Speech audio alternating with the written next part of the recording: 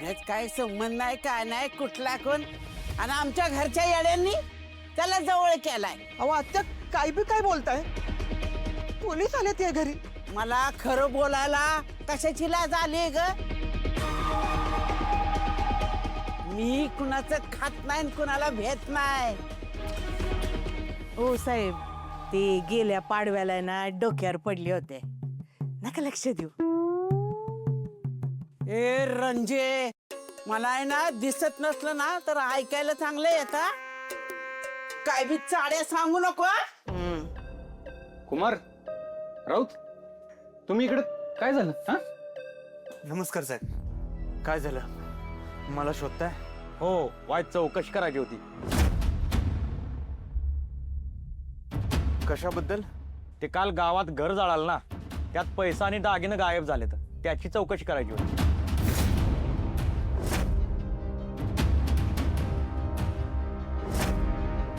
तुम्ही आग लागल्यावरती पोरांना वाचवायसाठी घरात शिरला होता ना,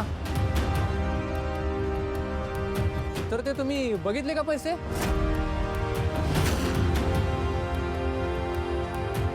ह्याच मुडद्याने घेतला असत्याल.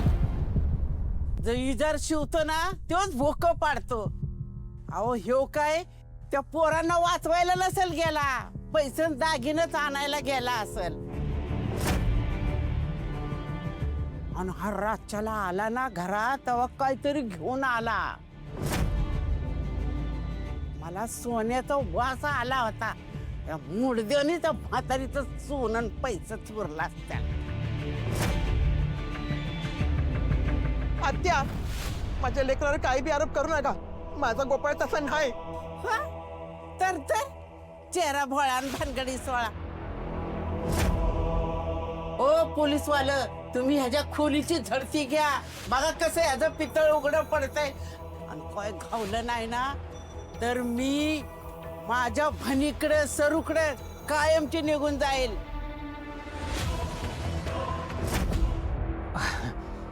आता आमची आजी एवढी म्हणते तर घ्या झडती. कुठे आहे तुमची खोली? मी दाखवतो, चला. ए सुद्या, अरे काय काय चाललंय तुझं? हे बघाई, पोलिसांना त्यांचं काम करू देत, उगाच आपण त्यांच्या कामात आडकाठी कशाला करायची? हा, त्यांना नसलच काय केलं तर काय नाही सापडणार, नाही का?